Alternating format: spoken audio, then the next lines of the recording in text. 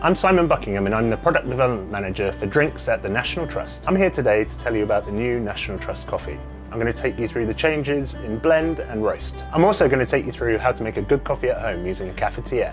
The coffee we've sourced is fair trade, which means it's traceable back to the farms on which it was grown, and we can be assured that the farmers had a good price. This blend is medium roast, 100% Arabica, and comes from Guatemala and Brazil. The Guatemalan part of the coffee represents the real traditional coffee flavours in the blend. The Brazilian part brings fruity character. When you drink it black, it tastes like butterscotch and marmalade. And when you add milk, like in a latte, it starts to taste like a millionaire shortbread. Chocolate, caramel, and biscuit flavours. Okay, so at home you've probably got a cafetiere of some sort of size, but how big is it? The way you find out is by putting it onto some scales. Then I'm just going to pour cold, fresh water in to the point that I want it to be. And for this one, it's about 800 ml.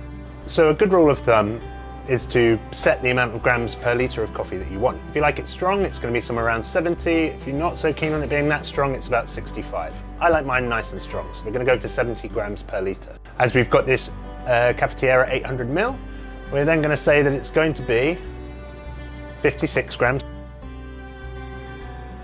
So now we're ready to start our brew. We've got our weighed coffee in there. I weighed my water going into my kettle, so I'm making sure that I'm not over brewing any. Really good for the environment. And then we're going to initially do the bloom. What the bloom does is just prepares the grinds to have the rest of the hot water added to it. So we're going to put in about 150 millilitres, and then we just want to give it a quick swirl to make sure that all of our grounds are wet. We're just going to wait for this timer to get to 30 seconds. Okay, so now we're at the 30-second point. We're going to add the rest of our water. As this coffee's brewing, what's going to happen is the coffee's going to float to the top and it's going to form a bit of a crust. When we get to the 2-minute mark, we're just going to break that crust and give it a quick stir. Okay, so we're now at the 4-minute mark. We're just going to give that crust one more break, and that's going to make sure that when we plunge, we're doing so carefully, almost to the bottom. So there we are, ready to go. 2p of every kilo of National Trust coffee goes towards farmers around the world, helping them overcome the challenges presented by climate change. And every cup you buy helps us look after the places in our care.